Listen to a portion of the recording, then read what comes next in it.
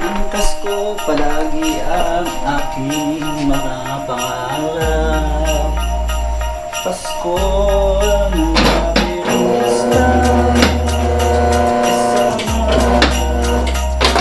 kasama mo palagi. Pasko ng Jaberista, kasama mo siya sa biyahe mo palagi. Welcome sa panibagong video. At meron tayong bagong motor, guys. Ito yung ating gagamitin sa ating pinaplanong Philippine Loop 2024. So guys, kung natatandaan nyo, meron tayo dating kulay puting motor, ADB 150, at nabenta natin yun siguro mga 6 months ago sa kadahilan ng gusto nating mag-upgrade o bumili nitong bagong motor na to. At first of all, gusto ko muna magpasalamat kay Loki Moto sa pagsama sa atin sa Honda Triumph JT sa Caloocan. So sinamahan niya tayo, inangkas niya tayo doon. At yun na nga, doon natin kinuha itong motor na to. So binenta natin yung ADB 150 kasi gusto natin mag-upgrade dito sa motor na to. May cover pa. Dahil medyo mas okay kasi yung 160cc ano. So malalaman nyo naman maya-maya kung ano yung motor na to. Nagdagdag tayo ng cash kasi gusto nating i-cash basis to, wala tayong monthly niisip na bayaran. So wala namang problema kung installment ano. Prepare lang natin na i-cash na to para makabili tayo ng iba pang mga kakailangan ng essential upgrade. Gaya ng lalagay tayo ng top box dito, palit tayo ng gulong, lagay tayo ng busina, tsaka ilaw. So doon na lang tayo magfo-focus ano. So sa motor, clear na. Hindi naman sa pagyayabang guys, kinash na lang natin to. At dinagdagan natin yung naipon nating pera para doon sa pinagbentahan dati na ating motor. So yun guys, wag na nating patagalin. At open na natin tong motor na to. Excited na ako kasi gusto ko na siyang umpisang i-upgrade. So yun guys, eto na. So saan ba natin siyang tatanggalin? Dito sa likod or sa harap? Dito na lang siguro ano. We are the best, galing ng Pinoy, kayang-kayang sumabay by the power of heart. Tatag na dito matamlay, left to right man ang kurbada, makakayang lampasan. Cause the reason of life, kung paano mo sasabayan. In my land of the people, may solidong na talento. Buhay ay karera, nasa iyo kung papanalo. Mapasiti man o off-road, walang inaatrasan. My soul is from the Philippines, sa buhay palaban. Ngayong Pasko ay gimig ng pagmamahalan. Ang pagbibigayan nasa puso na ng Pilipino. Pasko ng Jaberista. So syempre, shout out Honda sa napakagandang motor na to. Yan, so kulay puti siya guys ano. So yung ating motor dati na ADB 150 is kulay puti din. Ang difference niya, glossy. So ito guys, matte siya no, matte white. Actually para siya nagta-tricolor, may part na dumidilaw or nag-gold. Anyway, so ito yung Honda ADB 160. At 20 km pa lang ang natatakbo nito guys. Simula sa Caloocan hanggang dito is 20 kilometers. Simula nun hindi na natin siya nailabas kasi wala tayong ORCR pa, wala tayong documents. At wag tayo mag-take risk, baka tayo mahuli ano.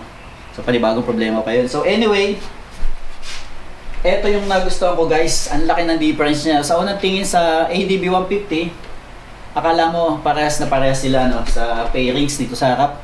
So malaki yung difference niya, lalo na dito. So ang ganda ng mga pairings niya. Tapos meron siya ditong emblem na kulay silver na Honda. Dito gold. Ayan guys, grabe ang ganda ng pagkaka-emblem niya. At syempre meron pang plastic. Ayan o, bagong-bago. Ganon din dito sa kanyang windshield. Meron pa din siyang covered na plastic. So dito, kulay itim na yung kanyang tapalodo sa harap. Syempre, equipped na siya ng ABS din. At napansin ko guys, gaya na sabi ko doon sa PCX 160 which na andun sa side na yon, gustong gusto ko yung kulay ng bronze color ng rim o yung tinatawag na mugs. Eto. Ayan. So ganun dito sa likod. So bagong bago guys, fresh na fresh. Actually pag ini-start ko siya, amoy na amoy yung tunog ng tambot yung nasusunog ano, yung bagong bago pa yung amoy niya. At wala pa siyang mga scratches. Siyempre, maingat naman tayo din sa motor. So, ang gustong gusto ko nito, Showa yung likod na front, yung rear suspension, tsaka yung front suspension. Sa harap, double piston yung caliper niya. At medyo wavy yung design ng disc dito. And then, syempre, ESP Plus. Ayan, Enhanced Smart Power. At equipped din siya ng HSTC.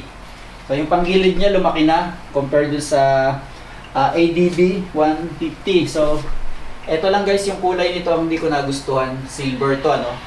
Mas gusto ko yung kulay ng sa mga Click 125 tsaka Click 160. So, kulay itim. Mas gusto ko yung itim kagaya nung doon yung ating Honda Click 125. So, ito mas gusto ko naging black na lang sana to or yung metal color. Yan. So, sa gulong niya malapad na rin guys, ano. Ayan. 130 yung lapad niya. Asan yung ating salamin? So, papalitan natin yan ng Corsa, syempre. Ayan, shout out Corsa. Ito yung kanyang lapad ng gulong sa likod. 130, 70, 13. And then, sa harap is,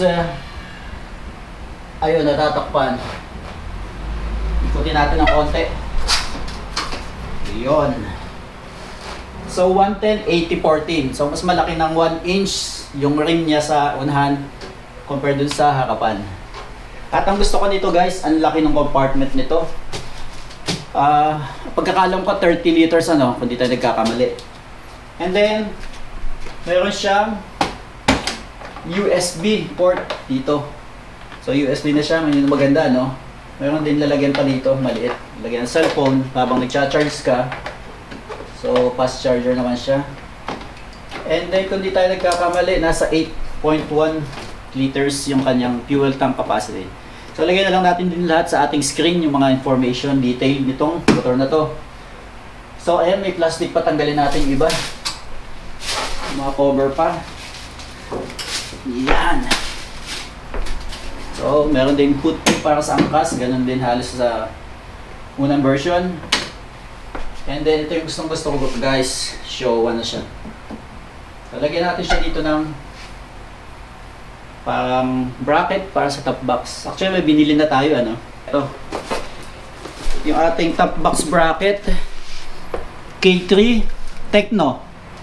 So, binili ko to sa Moto Changi kasi naka-sale nun. Nakalis yata ako ng mga 500 pesos. That was 3 months ago. Hindi tayo nagkakamali, or 2 months ago. Pero wala pa tayong Honda ADB 160. Meron na tayong accessories, so kabit natin to sa ating top box. At guys, na-vlog ko na rin pala to, no? Nung unang dinala siya dito sa Pilipinas, isa tayo sa nakasaksi or na-invite tayo sa Honda Philippines para saksihan yung unveiling nitong motor na to. So nag-unveiling tayo after siguro magwa 1 year na, no? Simula nung i-launch to sa Pilipinas at ngayon lang tayo nagkaroon ng chance magkaroon nito. At eto na nga. Grabe guys. Ang ganda niya sa personal. So, all-in-one motorcycle, lalong-lalo na sa mga long drive. Napaka-comfortable nitong motor na to. Kasi na-extend mo yung paa mo dito. So, pwedeng nandito at pwede din nandito. So, yun yung maganda nito guys sa pang long drive talaga. At ilagay ko sa link natin or sa comment section or description box yung link ng video na yun. Actually, 2 video na yun nagawa natin. Isang unveiling at isang test drive sa Honda Philippines mismo, ano. So, na-drive ko lang to.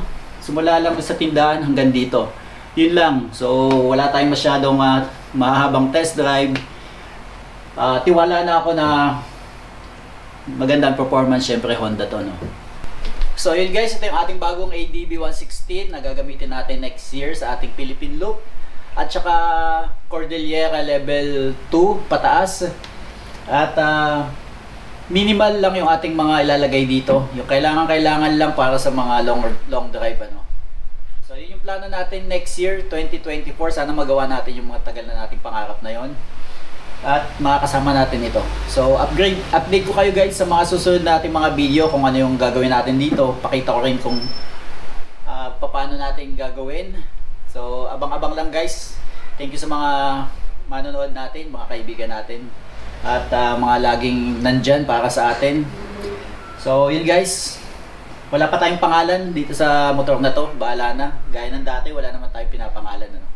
So thank you for watching. Bye-bye! Mainit man o kahit patag-ulan, tungkulin ko ay ginagampanan. Ang Diyos ko palagi ang aking mga pangarap. Ay palagi kong kasama.